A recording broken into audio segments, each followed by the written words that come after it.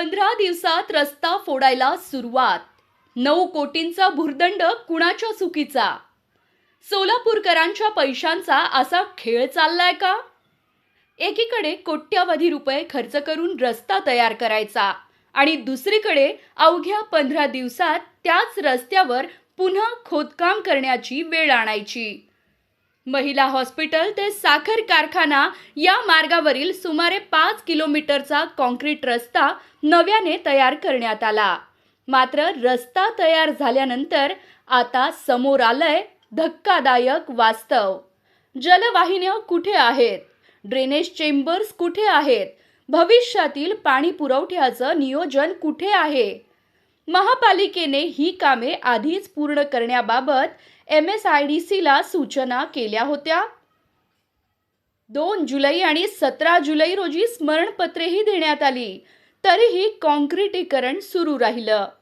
संयुक्त पाहणीत आसरा चौक परिसरातील 18 आणि 20 इंची जलवाहिन्या, गोदूताई घरकुल योजनेची मुख्य जलवाहिनी आणि तब्बल 18 ड्रेनेज चेंबर्स रस्त्याखाली अडकल्याचं समोर आलं. आता काय? नवा रस्ता फोडा, जलवाहिनी क्रॉसिंग करा, ड्रेनेजची कामं करा आणि पुन्हा रस्ता तयार करा. या सगळ्या प्रकारासाठी तब्बल 9 कोटी रुपयांचा अतिरिक्त खर्च अपेक्षित असल्याचं सांगितलं जातंय. म्हणजे आधी रस्ता तयार करण्यासाठी पैसा खर्च करायचा आणि नंतर नियोजनाच्या त्रुटींमुळे तोच रस्ता फोडण्यासाठी पुन्हा कोट्यवधी रुपये खर्च करायचे.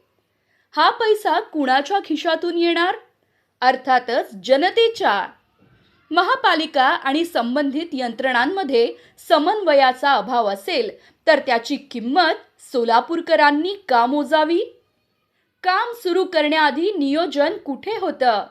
सूचना दिल्यानंतरही कॉन्क्रिटीकरण का थांबवलं नाही? आणि आता 9 कोटींच्या अतिरिक्त खर्चाची जबाबदारी नेमकी कुणाची? या प्रश्नांची उत्तरं महापालिका आणि संबंधित यंत्रणांनी सोलापूरकरांना देणं गरजेचं आहे.